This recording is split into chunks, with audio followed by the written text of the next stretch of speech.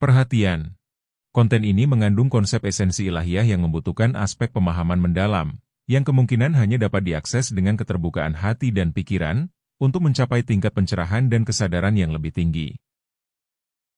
Assalamualaikum warahmatullahi wabarakatuh. Salam sejahtera untuk kita semua. Wah, ini selalu ditunggu-tunggu nih ya, ngobrol-ngobrol sama Mas Sony itu hal-hal yang memang gimana ya, pasti banyak sesuatu nih dari beberapa episode yang sudah ada. Mudah-mudahan selalu senantiasa membawa kita kepada pemikiran yang lebih luas, dan yang paling penting adalah membuka hati kita dan lebih memiliki kesadaran yang lebih baik lagi. Nggak sabar juga nih kita mau ngobrol-ngobrol lagi sama Mas Sony hari ini. Oke, Mas boleh di-unmute? Halo. Apa kabar Mas Sony? Baik. Baik ya. Warahmatullahi wabarakatuh.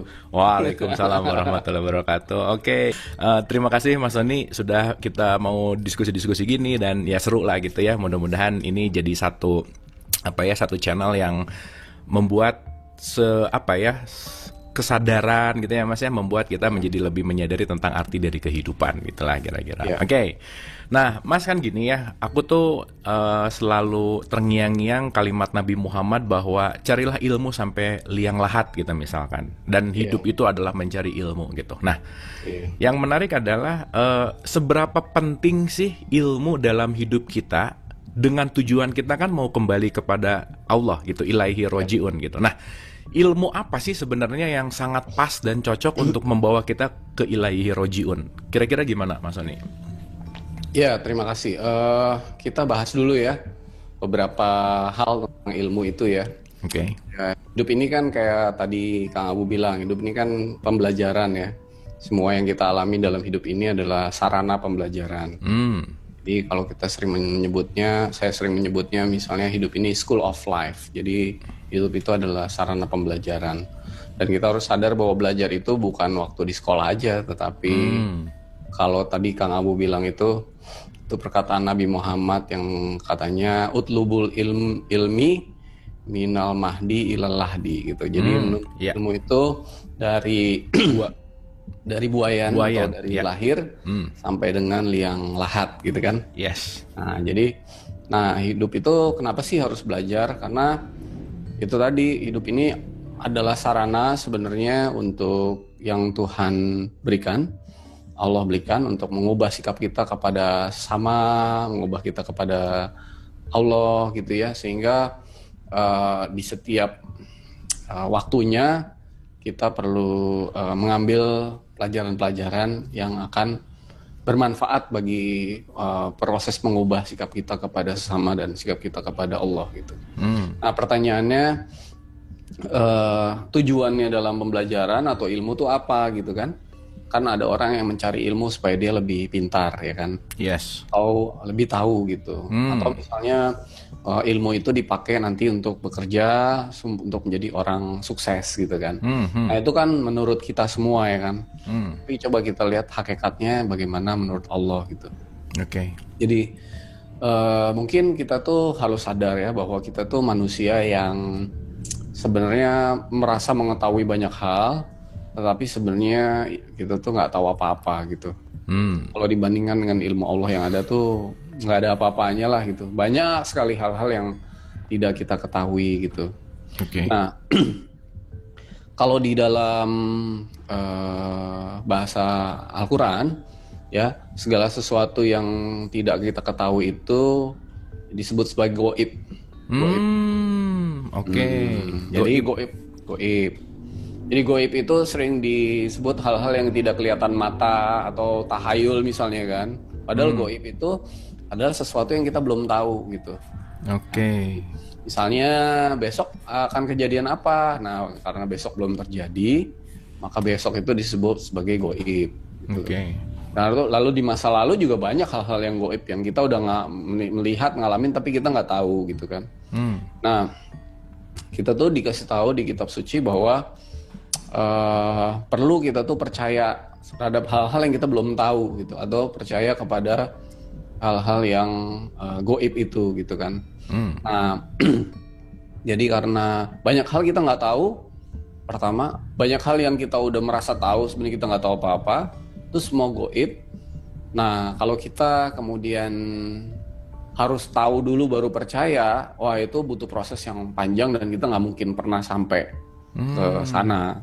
Sehingga kita tuh ya udah deh nggak perlu tahu, tapi percaya dulu gitu. Nah nanti kalau percaya dulu, nanti itu hal-hal yang goib itu bisa bahasa Inggrisnya di-reveal, dibuka gitu oleh Allah melalui kasih sayangnya gitu.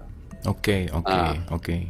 Jadi ada kalanya kita percaya dulu baru tahu, ada kalanya kita tahu dulu baru percaya. Mungkin itu proses dinamis kali ya Mas ya? Proses yang dinamis, betul. Tapi berapa sih yang kita tahu, berapa yang kita dari perjalanan hidup ini, berapa banyak sih yang udah kita tahu? Itu sangat kecil, sedikit. Jadi bagian besar tuh goib. Iya. Goib sebenarnya. Jadi karena goib dan kita harusnya percaya aja sama Allah gitu, bahwa tanpa perlu tahu banyak hal yang seperti itu ya, untuk bisa kemudian menjalani apa yang Allah berikan, yang Allah perintahkan. Lalu suatu saat nanti apa yang menurut Allah perlu kita ketahui akan dikasih tahu gitu, diberitahu gitu.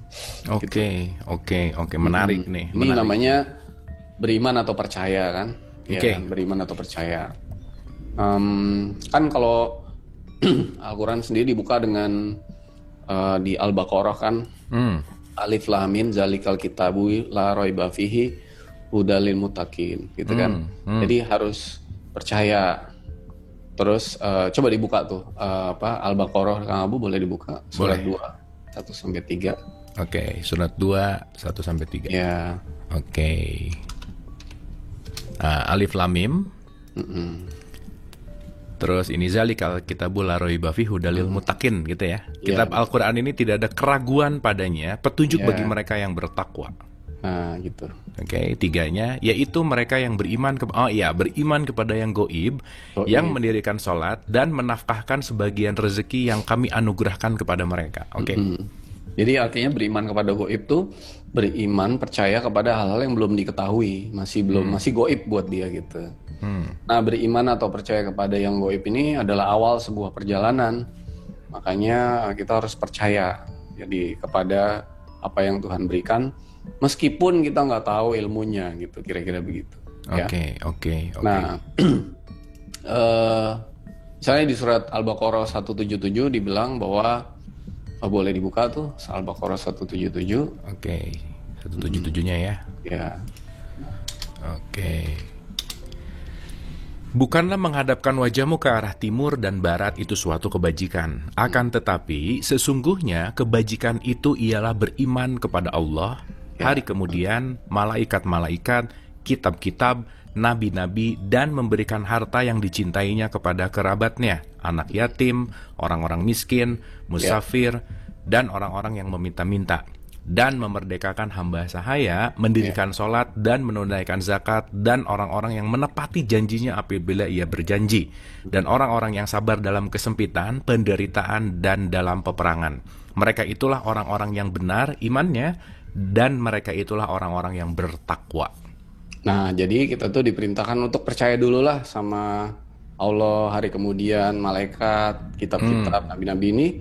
Meskipun awalnya kita belum tahu gitu. Jadi iman itu awal sebuah perjalanan. Gitu. Sebelum kita tahu apapun, kita harus beriman dulu, percaya. Meskipun apa yang kita percaya itu belum kita ketahui, masih goib gitu. Tapi kalau awalnya aja udah nggak percaya, udah ragu-ragu, sudah banyak bertanya, skeptis. Lu banyak bertanya. Jadi sering kali kita, saya dulu juga begitu ya, bukan orang lainnya, saya aja. Saya pengen tahu dulu, kalau otak saya udah bilang, ya baru saya percaya. Padahal banyak yang otak saya belum tahu, dan otak saya tuh terbatas banget gitu. Jadi beriman atau percaya itu awal sebuah perjalanan spiritual gitu. Dan kita perlu tahu bahwa banyak dari ilmu Tuhan itu kita nggak akan pernah dapat jawaban ilmunya. Jadi pada akhirnya kita ada yang kita ketahui. Jadi beberapa hal kita ketahui, otak kita bisa tahu, hati kita bisa sadar, tapi banyak hal juga kita jalani tapi kita nggak tahu, kita nggak sadar, tapi tahu-tahu nyampe gitu. Nah, jadi hal-hal di atas, meskipun hal-hal misalnya apa kita belum tahu yang gaib segala macam, kunci pertama tuh harus beriman. Harus percaya. Dan beriman ini bukan di otak, tetapi adalah di hati gitu kan. Jadi harus sampai ke hati. Nah, jadi kunci penting dalam perjalanan spiritual itu dalam kaitannya dengan ilmu dan hikmah itu pertama kali harus percaya kepada hal-hal yang belum kita ketahui atau hal-hal yang gaib. Karena misalnya banyak hal itu tentang kesadaran-kesadaran itu belum ada di otak kita, belum ada di hati kita, belum pernah kita lihat, mata kita belum pernah lihat, telinga kita belum pernah dengar, hati kita belum pernah rasa. Tapi kita hendak diberikan sama Tuhan itu. Nah, pertama kali harus ada rasa percaya dulu. Kepercayaan kepada Tuhan bahwa inilah kebenaran yang hendak diberikan tanpa kita tahu ilmunya gitu. Makanya juga mungkin seringkali ada sesuatu yang udah dipercayai baru ketahuan tuh teori knowledge-nya, terus science-nya gitu. Mungkin itu juga terkait kali ya Mas ya. Jadi orang percaya dulu, creating dulu, entah pokoknya percaya aja. Nah, somehow itu nanti si teori-teori yang mendukungnya tuh kadang-kadang datang belakangan gitu. Nah, ini mungkin terjadi seperti itu kali ya Mas. Iya betul, jadi kalau kita membaca Al-Quran secara hakikat lah ya, sebelum-sebelumnya kita udah bahas ya, itu kita baca dulu, lalu kadang-kadang ilmunya datangnya belakangan, penjelasannya datangnya belakangan, akhirnya kita mengalaminya pun belakangan, jadi hanya butuh waktu dan proses ya, tapi kita harus percaya dulu, sampai dulu, sadarannya turun dulu, meresap dulu gitu. Oke, saya percaya, lalu kemudian datang pembenarannya belakangan, jadi itu di surat 38 ayat 88. Iya. Oh, itu maksudnya ya 3888 tuh. Oh, iya. Dan sesungguhnya kamu akan mengetahui kebenaran berita Al-Quran setelah beberapa waktu lagi. Yes, benar Mas. Ya, itu. Jadi kebenaran Al-Quran itu akan diketahui butuh proses. Kebenaran dari Tuhan itu butuh proses. Nah, proses pertama, awal pertama dari sebuah perjalanan spiritual adalah sikap beriman atau percaya. Jadi cirinya gini, karena tadi kita belum tahu, itu masih gaib. Berarti itu suatu hal yang belum ada rekamannya di otak apalagi, mungkin di hati. Dan cirinya harus hati dan otaknya harus dibuka. Jadi kuncinya itu adalah yang pertama itu open mind and open heart. Nah, karena kita ingin menerima sesuatu informasi atau kesadaran yang baru, gimana caranya kita nerima kalau hati kita nggak selalu terbuka, open heart, kalau pikiran kita nggak selalu terbuka atau open mind gitu. Kalau kita udah punya satu konsep yang kita pegang erat, padahal sebenarnya itu bukan kebenaran yang sejati, kita tertutup karena sebuah konsep atau mungkin kita udah ikut satu kelompok tertentu atau apa gitu ya, maka informasi-informasi baru yang dari Tuhan langsung ini itu tidak bisa kita dapatkan kalau hati dan pikiran kita tertutup gitu. Atau bisa bilang kayak fanatik gitu, itu tuh nggak bisa. Jadi justru malah blocking gitu ya. Blocking, betul. Iya. Nah, karena nih mind and heart, pikiran dan hati itu kan saluran-saluran, kamar-kamar untuk menerima informasi atau kesadaran. Gimana mau dapat sesuatu atas hal-hal yang belum kita ketahui atau gaib itu kalau kamar-kamar hati dan pikirannya udah dikunci untuk informasi baru atau udah penuh dengan segala macam konsep atau sudah tertutup gitu kan. Jadi kunci pertama tuh kalau ingin mendapatkan kebenaran, pertama adalah percaya dulu kepada Tuhan, kepada Allah. Dengan kepercayaan itu, maka Allah akan berikan kesadaran-kesadaran. Nah, hati dan pikirannya harus dibuka gitu. Nah, iya. Nah, jadi Allah itu kan hendak mengungkap hal-hal yang goib-goib itu kepada kita untuk kita ketahui dengan menganugerahkan namanya petunjuk, menganugerahkan namanya ilmu, menganugerahkan namanya jalan, ya kan? Nah, dengan petunjuk, ilmu dan jalan ini sebenarnya ini semua akan diberikan tergantung tingkat kepasrahannya. Karena sebenarnya ketika ini ilmu dari Allah, petunjuk dari Allah, jalan dari Allah ini sebenarnya sudah diberikan, sudah tersedia, sudah berkelimpahan tersedia gitu. Tetapi kadang-kadang kita kurang percaya atau kita kurang terbuka hatinya atau pikirannya sehingga tidak bisa dianugerahkan dan akhirnya Allah menunggu aja gitu. Kayak gitu. Nah, jadi ilmu Allah itu diberikan bukan kepada orang yang IQ-nya tinggi atau pintar secara otak gitu. Kognitif tapi, gitu ya, bukan di kognitifnya ya. Bukan. Tapi ilmu Allah itu diberikan kepada orang yang bersedia untuk menerimanya dengan cara tadi beriman, lalu dia membuka hati, membuka pikiran gitu. Karena ilmu Allah tidak diturunkan dengan cara manusia, ya kan?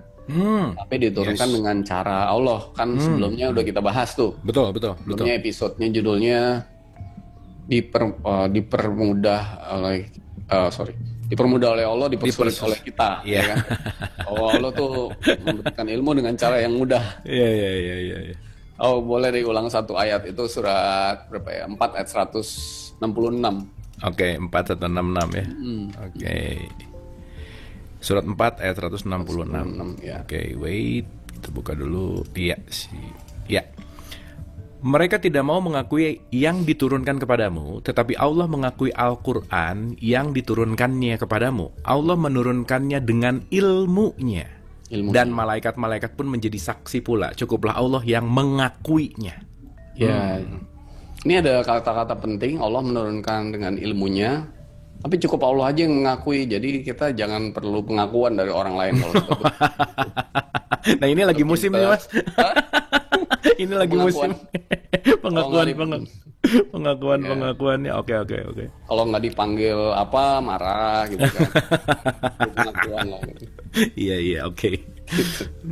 Nah, jadi kita perlu tahu ini perlu ilmu Allah tuh diturunkan, dan ketika Allah menurunkan ilmunya itu turunnya pertama kali yaitu ke hati, gitu, bukan ke otak dulu. Makanya kalau di surat udah pernah kita baca beberapa kali itu 29 ayat 49, Allah memberi petunjuk ilmu tuh kepada orang yang diberi ilmu, yaitu ke dalam dadanya, ke dalam kesadarannya, ke dalam sudurnya, ke dalam hatinya gitu. Nah, jadi kadang-kadang orang berpikir kalau orang itu mau dapat ilmu Allah tuh, misalnya dia melakukan riset, sebenarnya dia nggak sadar bahwa ketika riset tuh hati dan pikirannya sedang dibimbing oleh Allah dan diberi inspirasi, bukan pemikirannya sendiri gitu kira-kira. Oke.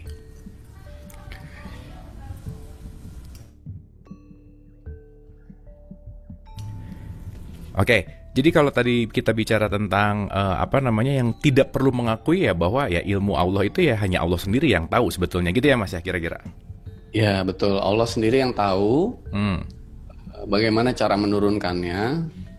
Lalu bagi orang yang sudah mendapatkan ilmu langsung dari Allah itu tidak memerlukan pengakuan dari orang lain sebenarnya gitu.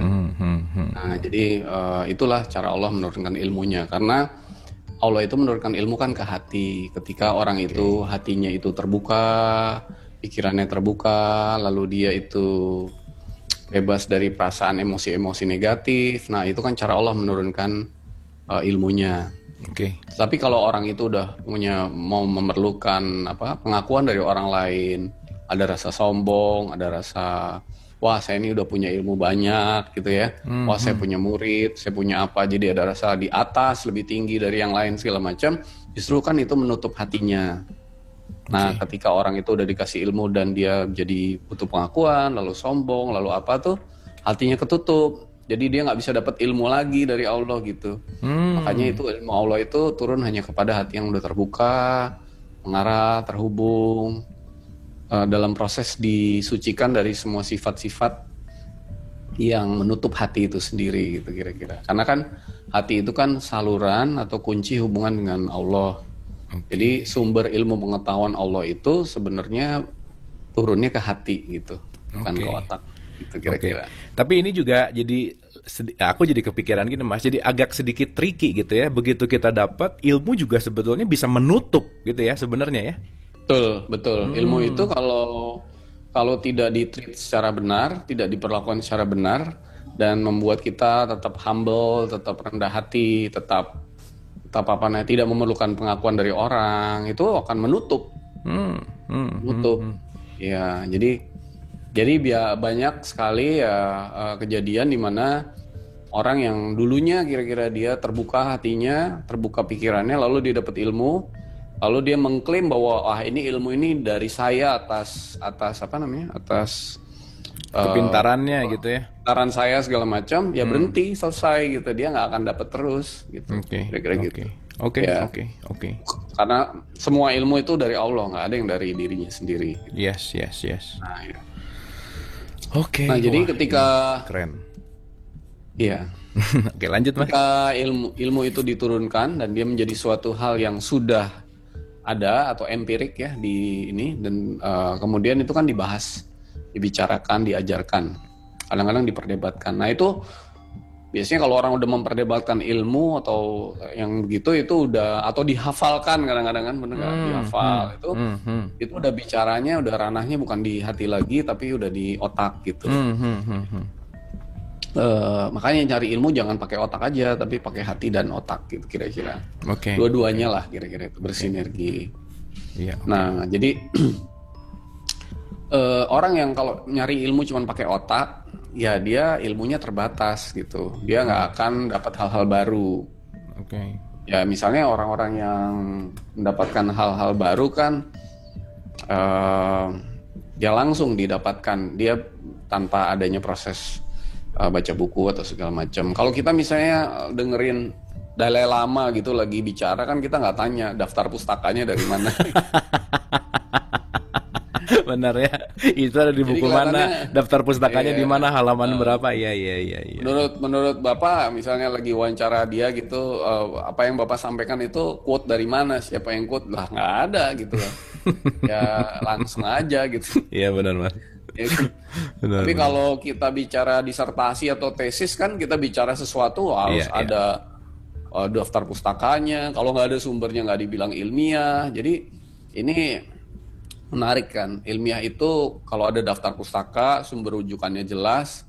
Kalau nggak berarti nggak ilmiah gitu. Bisa-bisa kalau kita punya tesis atau disertasi yang begitu ditolak gitu, karena kita nggak dianggap gitu kan, rujukannya kemana, apa dasarnya segala macam. Jadi itu tadi ilmu di ranah otak sama di ranah hati itu dua hal yang berbeda gitu. Oke. Nah, dan sinergi ya Mas ya, nggak mungkin bentrok gitu kan harusnya ya. Iya. Dan kadang-kadang gini, kita tuh tadi kan saya udah bilang di awal, perlu percaya dulu, perlu beriman ya kan. Nah kadang-kadang kita tuh percaya kepada Tuhan, misalnya ini dalam hal spiritual ya, kita perlu percaya kepada Tuhan, lalu kita bilang kita harus belajar untuk bisa atau mendapat ayat atau hadis gitu kan. Untuk apa? Ya untuk bisa lebih percaya gitu. Jadi sebenarnya pertanyaan saya kadang-kadang kalau tanpa adanya satu ayat atau hadis atau fatwa, apakah tidak percaya gitu, meskipun hatinya menerima. Oke. Iya, jadi kepercayaan itu harusnya tanpa belum tahu ilmunya kita harus langsung percaya aja gitu. Kalau itu sesuatu yang hati kita bisa terima menerimanya. Ya, makanya Nabi Muhammad mengatakan istafti kolbak gitu. Tanyakan kepada kalbumu gitu. Apa-apa tuh istafti kolbak. Jadi tanyakan kepada hatimu gitu. Apakah itu sesuatu yang sesuai dengan kata hati? Ya, kata hati itu kata Tuhan kan, kata Allah gitu. Ya, atau enggak gitu. Oke. Dan kan pada statement juga bahwa petunjuk itu la sautin wala harfun gitu, tidak bersaut, tidak bersuara dan tidak berhuruf gitu kan intinya Mas. Betul. Nah justru yang bersuara dan berhuruf ini yang akan jadi gimana ya, terdegradasi gitu dari suara asli jadi kata-kata, jadi kalimat, jadi huruf, jadi semuanya gitu. Dan ya itu tadi, itu spektrum sih sebetulnya sih. Dan it's betul banget gitu kalau ketika kita hatinya nolak. Tapi gini Mas, ada kalanya nih ya Mas ya, hati tuh nerima tapi pikirannya tuh sibuk nyari referensi, karena kalau belum nemu referensi belum tenang gitu. Nah itu dia. Gitu iya, sih padahal kira-kira. tadi iya betul. Padahal kan tadi kan awal perjalanan spiritual kan dari beriman dulu, dari percaya dulu gitu. Oke, Nah, dari oke. situlah harus mulainya. Baru nanti kita akan dapat sesuatu yang ilmu-ilmu yang Tuhan, yang Allah itu menganugerahkan kepada kita untuk membuat kesadaran kita lebih baik gitu. Oke. Nah, itu. Oke. Jadi ini ada keterkaitan lah satu sama lain. Iya.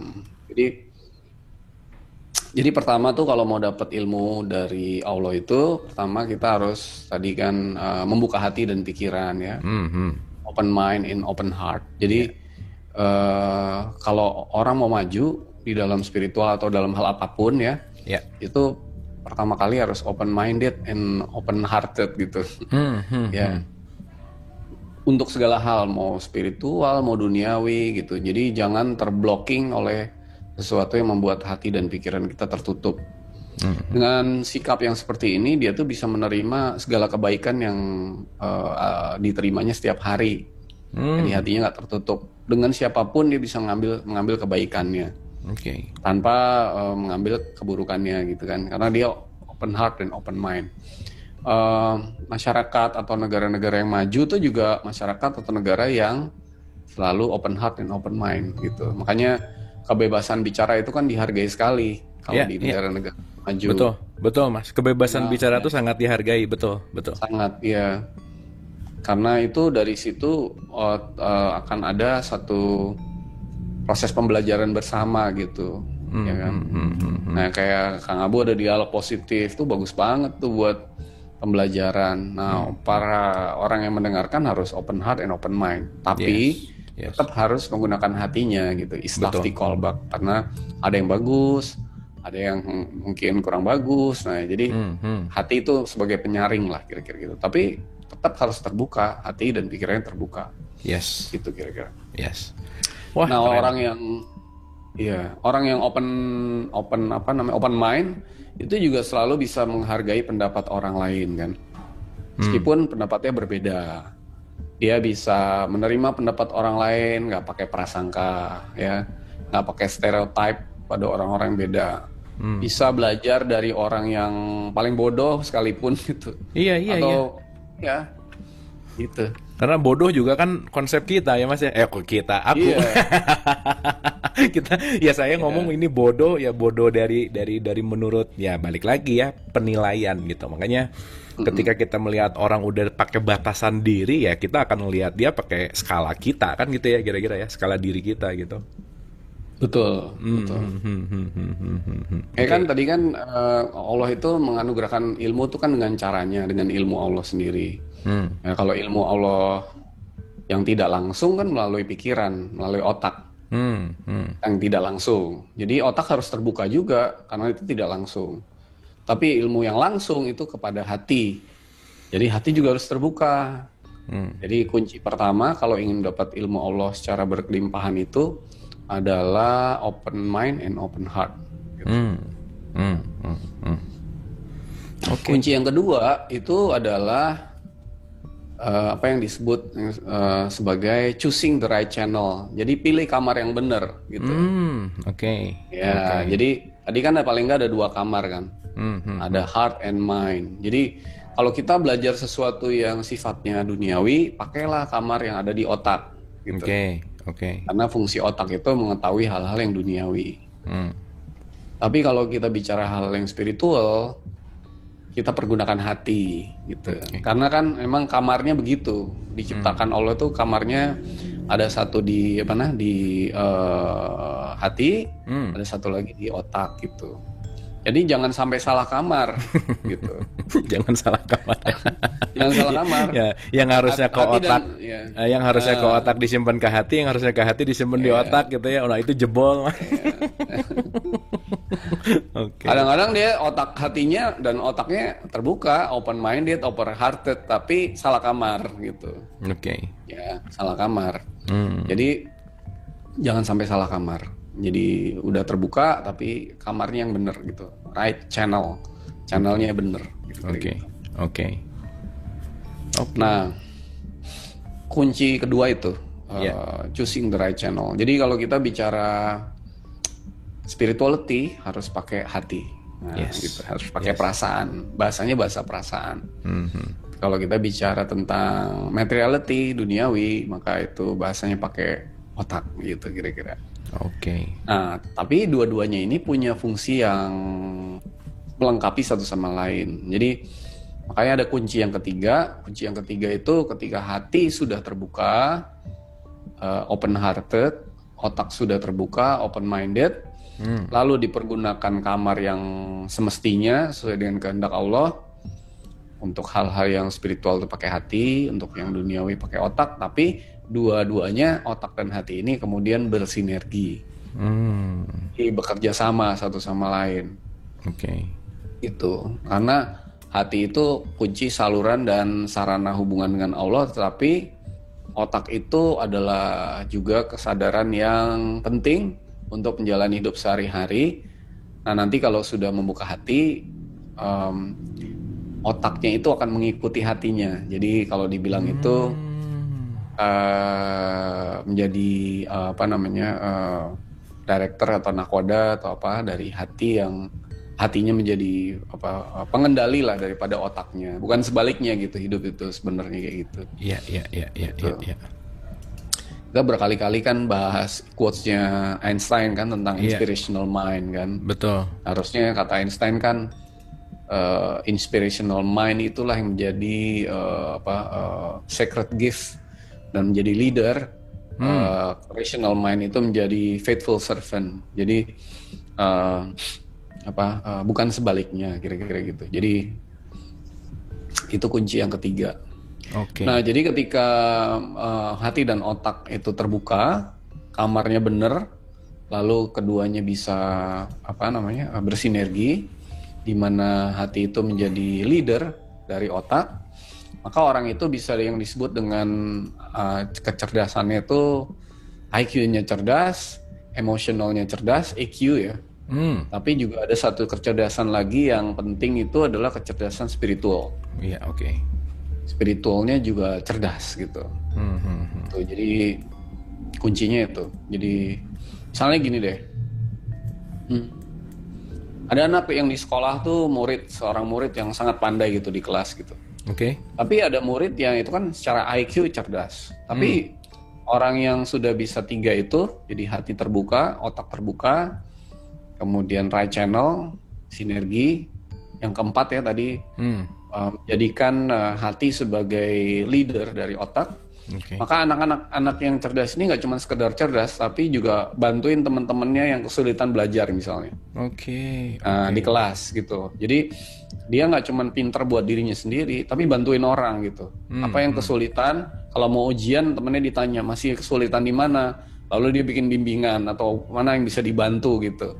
Jadi kecerdasannya itu bukan buat dirinya, tapi juga bantu orang lain. Nah, itu artinya otaknya cerdas, emosionalnya bagus, cerdas.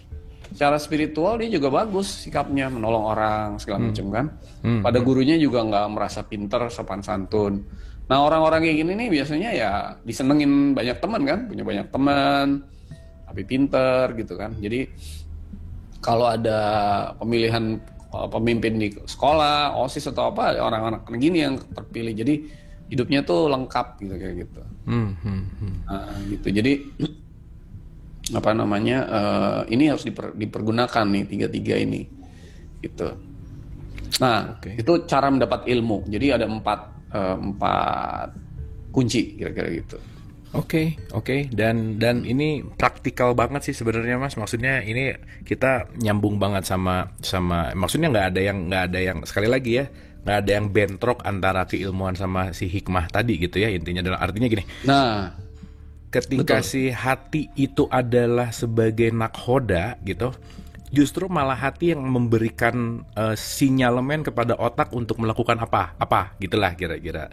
Dan di situ nanti semuanya nih di garis bawah tanah suruh bahwa semuanya jadi selaras dan sinergis gitulah kira-kira. Dan betul. Wah, ini keren sih. Jadi tadi aku recap bahwa open mind, open heart itu penting sekali gitu ya. Open mind, open heart. Jadi jangan terlalu alergi sama sesuatu yang beda gitulah kira-kira. Jangan terlalu alergi kepada sesuatu yang nggak sama kita gitu, karena begitu kita agak alergi dengan yang berbeda ya kita tidak terbuka pikiran dan tidak terbuka hati, maka kita tidak akan menemukan hal yang baru gitu.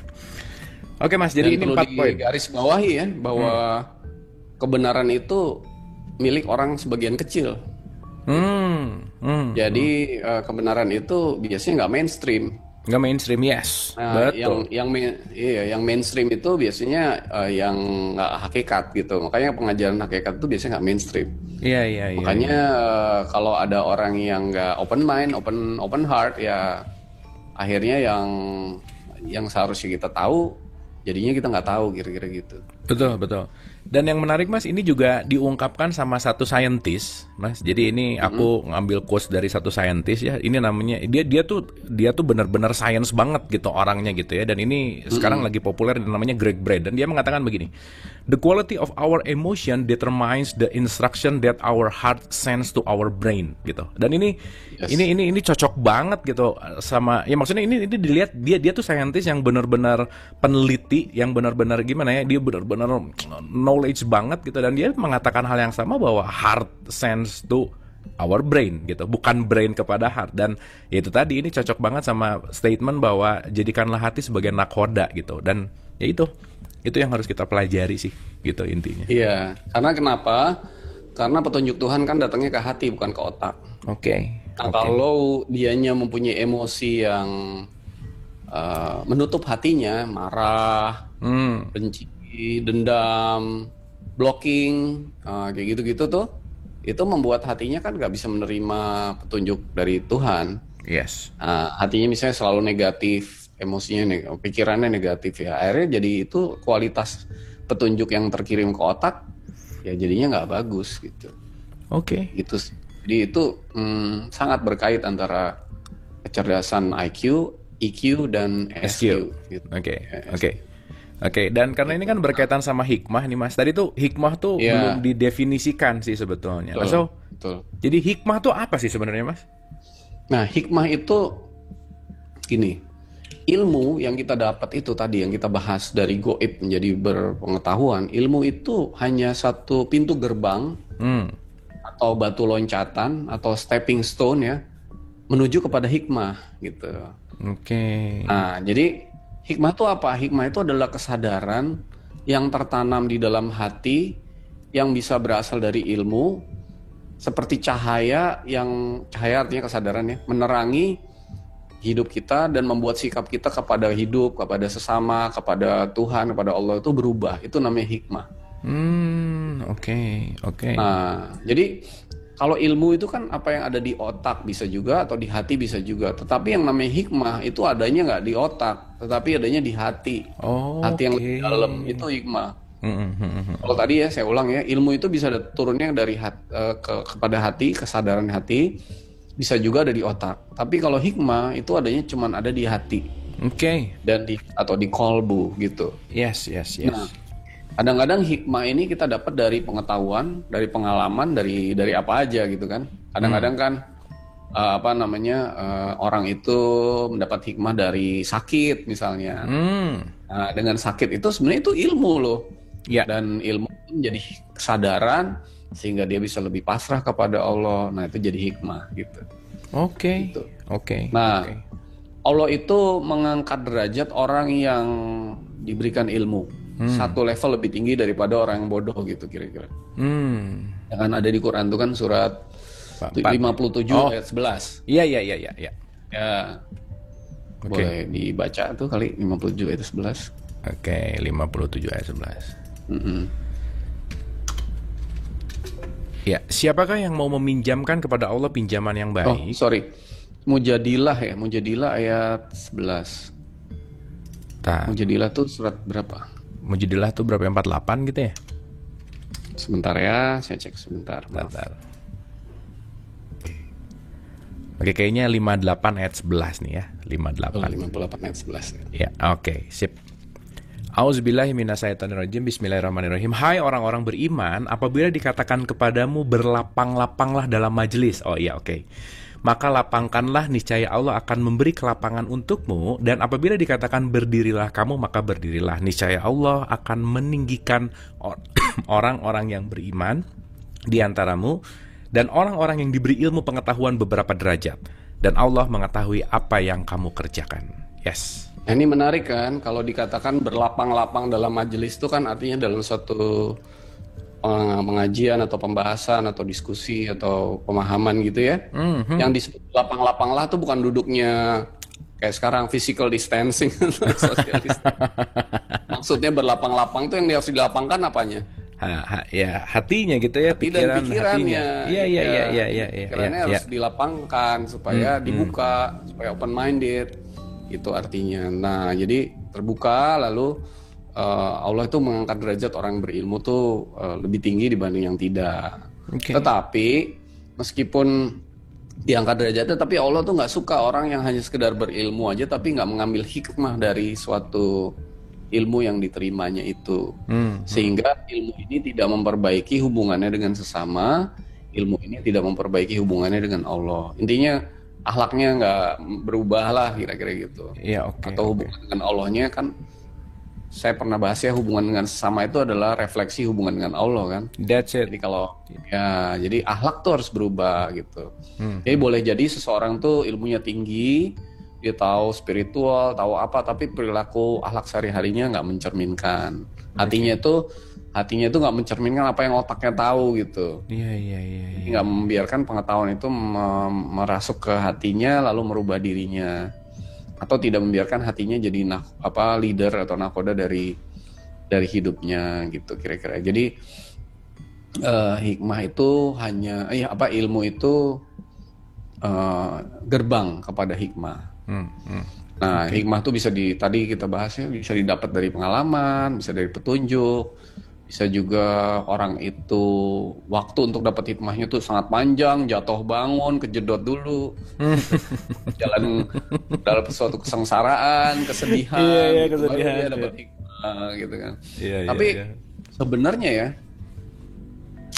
Allah itu nggak menginginkan, menghendaki kita tuh dapat hikmah dengan cara yang sulit sih sebenarnya. Hikmah itu didapat dengan cara yang mudah. Yaitu dengan apa? Dengan ilmu, jangan dengan tadi pengalaman kejedot, dengan macam-macam. Jadi tanpa kita mengalami proses kejedot itu tadi, itu kita tahu ilmunya aja, percaya kepada itu, nah udah kita langsung dapat hikmah. Nggak perlu sampai mengalami yang buruk sehingga kita baru mendapat hikmah dengan cara yang susah kira-kira gitu. Oke. Tapi ada kalanya juga kan kita perlu kejeduk untuk sadar punya kepala, Mas. Nah, pertanyaannya kan kita perlu kejeduk kan? Kita ya. Kita perlu kejeduk. Kalau Tuhan kan, menurut Tuhan nggak perlu kamu kejeduk. Nggak perlu kejeduk gitu. Ya, oke. Jadi kalau ya maksudnya kalau yang sekarang ada kejeduk-kejeduk gitu ya itu jadi satu perjalanan aja. Dinikmati gitu maksudnya, Mas. Oh ya, dinikmati betul. Kalau udah kejeduk ya harus dapat hikmah. Nah itu tuh. Udah kejeduk nggak dapat hikmah lagi. Itu lebih 2 kali kan. Udah kejeduk nggak dapat hikmah lagi. Oke, Mas. Oke. Itu 2 kali. Oke. Wah, ini jadi lebih terbuka lagi sih, Mas, kesadaran tentang hikmah dan ilmu. Oke, Mas, dari 4 poin ini lanjut, silakan. Jadi tadi ya, ilmu itu gerbang menuju hikmah, ya kan? Hikmah itu yang paling mudah didapatkan dari ilmu, nah gitu ya. Bukan dari pengalaman-pengalaman buruk ya. Tapi kadang-kadang ilmu yang kita dapat nggak membawa kita kepada hikmah gitu. Nah, tanpa mendapatkan hikmah, ilmu itu sesuatu yang sebenarnya nggak ada gunanya gitu. Kenapa? Karena ilmu itu kan tadi tersimpannya ada yang ke hati, ada yang otak. Kalau hikmah kan ke hati. Nah, yang kita bawa ke perjalanan selanjutnya itu hati bukan apa fisik otak, kita ya. Makanya segala sesuatu yang kita tahu, kita pahami, kita anggap itu sebagai sebuah ilmu, itu sebenarnya hanya kita tinggal di otak dan akan kita tinggal di kuburan. Pada akhirnya, Pada akhirnya akan kita nggak bawa ke perjalanan hidup selanjutnya. Nah, yang kita bawa ke perjalanan hidup selanjutnya akhirnya membawa kita kembali kepada tujuan kita yang hakikat, yaitu kembali kepada Allah, itu adalah hikmah, kesadaran. Yes. Jadi hikmah itu yang kita bawa, dan hikmah yang paling baik adalah hikmah membawa kesadaran bahwa kita itu akan semakin dekat dengan Tuhan kita, kepada Allah setiap saat gitu. Oke. Nah, itu. Oke. Wah, Jadi, luar biasa nih. Iya. Oke. Nah, sekarang hikmah ya. Hikmah itu kalau tadi ilmu adalah pintunya. Gerbang menuju hikmah. Ya, pintu gerbangnya, stepping stone-nya, batu loncatannya. Dari tadinya goib nggak tahu apa-apa jadi hikmah, jadi stepping stone, batu loncatan atau gerbangnya namanya ilmu. Nah, hikmah ini adalah pintu gerbang, batu loncatan atau stepping stone menuju kepada kenyataan atau pengalaman yang dikehendaki Allah gitu. Oke. Jadi ketika kita mendapat hanya sekedar hikmah tanpa kemudian mengalami apa yang Allah kehendaki kita alami, hikmah itu sia-sia. Kesadaran itu nggak akan jadi sesuatu yang berguna gitu. Oke. Jadi menyadari belum tentu mengalami ya Mas ya? Belum tentu. Misalnya gini, saya tahu bahwa dari sakit misalnya, ilmu dari pelajaran sakit itu membuat kita sadar bahwa oh ya kita tuh harus pasrah dan percaya kepada Allah gitu. Nah, tapi kesadaran itu nggak membuat kita merubah hidup kita sehari-hari gitu, nggak membawa kepada kenyataan sehari-hari bahwa kesadaran itu nggak dipergunakan sehari-hari. Jadi kita nggak mengalami bahwa nggak ngalamin pengalaman kenyataannya gitu, kira-kira gitu. Jadi perlu sampai ke sebuah kenyataan atau pengalaman gitu, kira-kira begitu.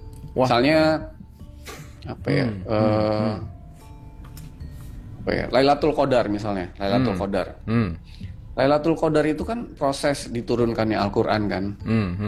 Dan kita belajar berkali-kali, kita hafalkan ayatnya, kita ceritakan, diperdebatkan, dibahas di mana-mana, tetapi nggak sampai kepada kesadaran Lailatul Qadar itu, hikmah Lailatul Qadar itu bahwa itu bisa dialamin semua orang misalnya.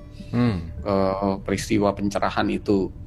Nah, sehingga orang itu nggak bisa mengalami Lailatul Qadar gitu. Jadi hikmahnya nggak dapet, pengalamannya nggak dapet, hanya sekedar ilmunya aja dapet. Ya udah, itu hanya sebuah ilmu dan sebuah cerita gitu.